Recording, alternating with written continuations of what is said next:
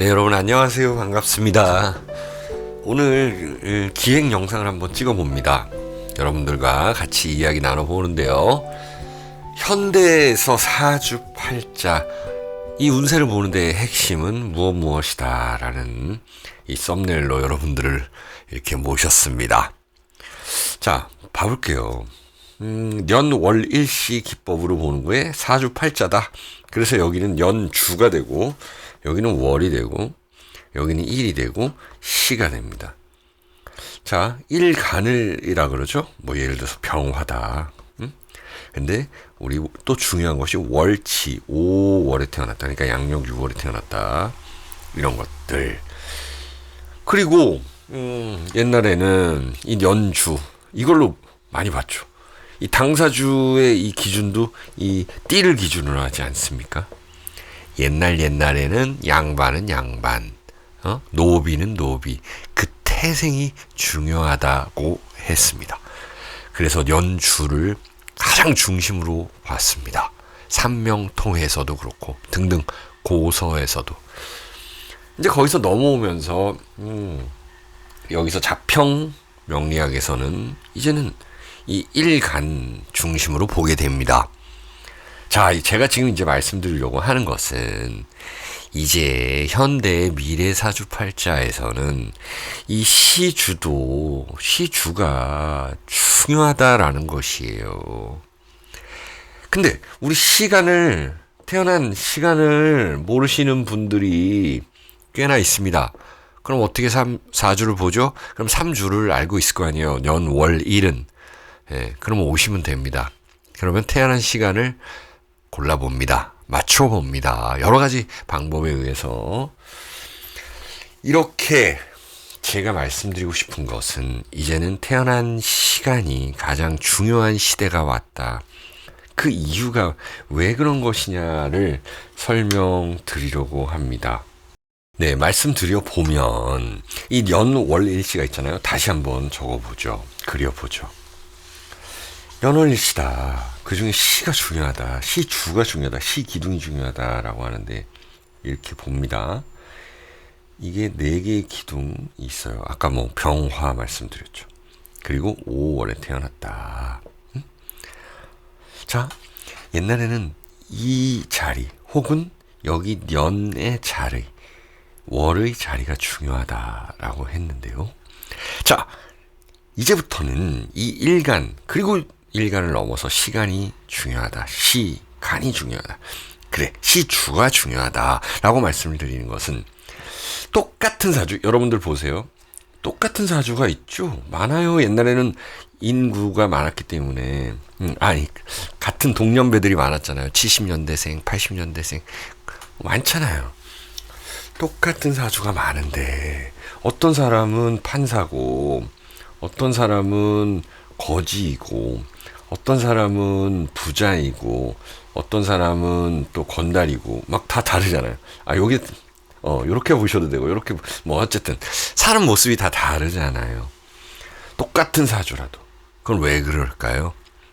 이 연월을 보는데 이 한 사람의 사주에서 유추할 수 있는 건 다 유추를 하겠지만 보통 부모 사주를 같이 봐야 됩니다.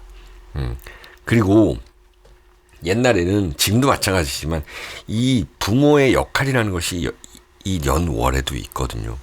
그런데 옛날에는 이 형제 자매가 많습니다. 그래서 이 엄마의 사주, 아빠의 사주, 형제의 사주, 자매의 사주에 따라 또 달라진다는 것이고 그 환경, 똑같은 부자라도 어떤 부자, 뭐 예를 들어서 뭐 사업을 해서 부자가 된 사람이랑 옛날에 뭐 힘써가지고 막 부자 된 사람도 있잖아요. 옛날에는 뭐 그런 환경의 차이가 있다라는 건데, 그래서 연월은 이 나라는 이 일간에 영향을 주지만 굉장히 좀 수동적이라는 것이에요. 수동적인 것을 내가 억지로 무언가를 만들어 나가려고 하는 그런 모습인 거예요. 자, 여기서 이제 격국용신이 나타나죠. 격국. 자, 보면은 우리가 직업을 정하는 데 있어서 보통 20대, 아니 우리가 공부 어디 대학을 가느냐, 어느 전공을 하느냐에 따라서 직업이 정해질 그런 확률이 높아지잖아요. 물론 전공을 안 하고 다른 일을 하는 사람도 많지만요. 자, 이 격국에서 보면은 이것이 여기서 올라온 글자가 그 격국 용신이다. 그래서 직업을 결정합니다.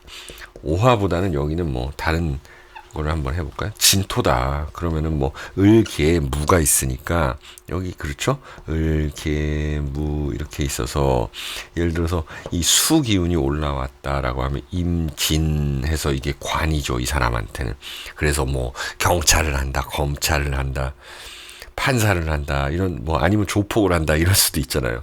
이것도 한 끗 차이예요. 판사나 뭐 조폭, 건달이나 한 끗 차이다. 어쨌든 이 직업을 결정하는 데 있어서 어떤 사람은 판사가 되고 어떤 사람은 건달이 되는데 이 주변 환경이 중요하다는 거예요. 똑같은 사주가 다르게 사는 그런 이유이기도 해요. 그래서 보통은 부모 사주도 같이 봐야 된다는 것입니다. 자, 그렇기 때문에 이 부모의 역할이 중요하고 이 글자들은요 바뀌는 거예요.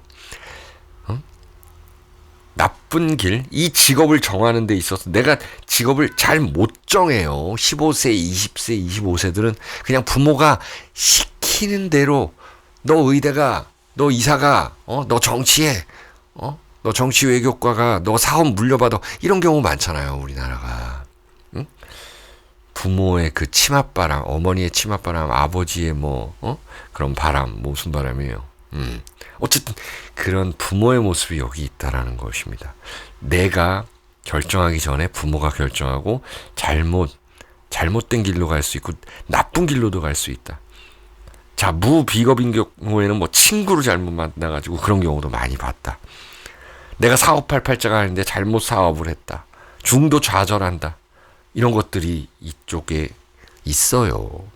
그런데 뭐 예를 들어서 이 사람이 또 뭐 쥐띠다 그러면 물이 많잖아요. 근데 여기에다가 좀 따뜻한 기운을 좀 맞는다. 뭐 예를 들어서 요런 기운이 좀 왔어요. 병인일주다. 그러면은 이 자리를 넘어가면서 운이 이렇게 가거든요. 여기는 뭡니까? 배우자 궁이죠. 배우자를 잘 만나면서 발복하는 경우도 많이 봤다라는 것이 아시겠죠. 그래서 여기를 배우자 궁이라 그러는 거예요. 그러면은 자, 시간이 중요하다 그랬죠. 태어난 시간, 그래서 시주라 그러는데 예를 들어서 이 사람이 묘시에 태어났다 그러면은 뭐 신묘시가 되겠죠. 자, 그래서 태어난 시간이 중요하다. 이쪽으로 가고 있다. 시간은 이쪽으로 가고 있다라는 것입니다. 이거는 나의 지향성이라는 거예요. 그래서 태어난 시간이 중요한 게 사주의 핵심은 뭐 시주이다라고 설명하면서 제가 또 부연 설명 드릴 수 있는 거는 나의 지향성이에요. 이게 진정한 나예요. 그리고 이쪽에 용신, 만약에 조후 용신까지 갖춰져 있으면 더더욱 좋다. 그리고 나이대로 봤을 때 나이를 어떻게 보느냐. 우리 말년 운이 좋으면은 좋은 사주라 그랬죠. 그럼 한번 볼게요. 우리는 시주를 말년으로 알고 있어요. 하지만 완전히 정확하진 않아요. 뭐냐면 여긴 0세에서 15세 이렇게 년을 그렇게 봅니다. 그리고 월은 15세에서 30세 이렇게 봅니다. 청년이죠. 그리고 일은 30에서 45 이렇게 보지요. 그리고 신은 이렇게 해서 60세까지 이렇게 봅니다. 그럼 60세 이후도 계속 이걸로 보느냐. 전체적인 거는 이걸로 보겠지만서도 다시 제가 봤을 때는 60에서 75세는 이 년으로 간다. 다시. 인생은 60부터라는 말이 있잖아요. 그게 틀린 말이 아니라는 것입니다. 다시 60부터는 환갑이 지나면 이 글자들을 많이 활용한다. 운세를 보는 데 있어서 쓰게 돼 있더라. 그러면은 또 월도 보겠죠. 90세까지 살면 이 월도 봅니다. 그러면은 이 75세, 80세 드신 어르신이 이 월의 격국용신을 사용하겠습니까? 그렇지는 않죠. 이 글자를 주로 본다라는 내용입니다. 자, 이 말년으로 가는 과정. 그러다가 이렇게 가면은 뭐 105세, 120세까지 사시는 분들 있잖아요. 그래서 이 120까지는 가야 된다는 거예요. 아시겠죠? 이거는 좀 이렇게 보시는 분들이 별로 없는 걸로 아는데 정확히 해줘야 됩니다. 이건 맞습니다. 자, 그러면은 우리가 말년을 결정짓는 것이 이 45세와 60세 사이라는 것입니다. 우리 명리학을 배우는 분들이 대체적으로 여기 이 끄트머리, 이 시간이 이렇게 간다고 했을 때 이 정도부터 배워요. 요즘은 젊은 분들이 이렇게 젊은 분들이 좀 유튜버도 많이 하고 또 명리학도 많이 공부해서 연구해서 젊은 선생님들이 유튜브를 많이 해줌으로써 우리 층 자체가 굉장히 두터워졌어요. 그래서 상당히 감사하다. 그리고 이 사주 명리가 굉장히 대중화가 됐다. 저도 정말 깜짝깜짝 놀랄 정도로 이렇게 상담 오시는 분들 보면 너무너무 많이 알더라, 깊이가 있더라 하는 분들도 계십니다. 어쨌든 이런 식으로 이렇게 시간을 보셔야 된다. 그래서 태어난 시간이 굉장히 중요하다라는 것입니다. 이 말 왜 중요하냐? 왜 이걸 말씀드려야죠. 말년을 결정하는 시기이다. 결정하는 시기입니다. 말년을. 그리고 해소하는 글자예요. 이 시주에 있는 글자는 내가 이것을 해소해야 되고 지향하는 글자입니다. 제2의 직업이라는 것이고요. 그리고 자녀운도 되죠. 그리고 나의 배우자의 그 운도 됩니다. 아시겠죠? 이러기 때문에 시주가 굉장히 중요하다라는 거예요. 나의 의지이고 이게 이 격국용신에서의 불안함을 해소하면서 제2의 직업을 가질 수 있는 것이고요. 다만 여기서 이제 글자가 이쪽에 수로 있다가 이쪽에 화로 이렇게 확 바뀌시는 분들은 뭔가 깜짝 놀랄 만한 것들이 많다. 건강이라든지 아니면 사업의 흥망성쇠라든지 아니면은 뭐 구설수라든지 관제수라든지 이런 것들을 많이 겪는다라는 거예요. 그리고 이제 우리 대운이라는 게 있잖아요. 뭐 1세, 21세 사람마다 다 다르지만 이것도 이 24절기를 기준으로 해서 만들어진 거거든요.